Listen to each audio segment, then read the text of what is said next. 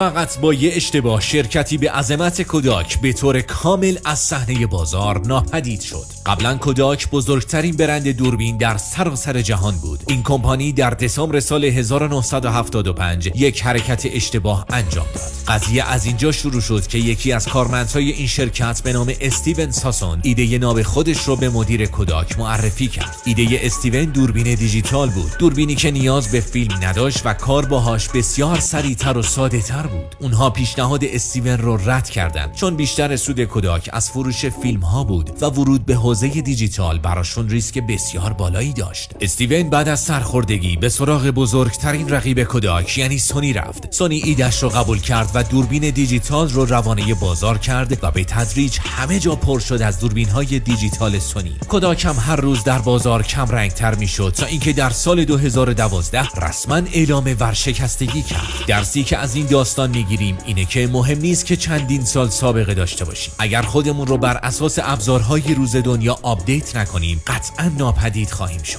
امروزه با رشد چشمگیر شبکه‌های اجتماعی هر روز بیزنس‌های بیشتری وارد فضای آنلاین میشن. اگر ساخت محتوای اصولی رو بلد نیستی مطمئن باش به زودی ناپدید میشی. اگر میخوای بروزترین نقشه راه ساخت محتوا رو بهت بگم عدد 2024 رو کامنت کن، پیجمون رو فالو داشته باش، دایرکت برات میاد.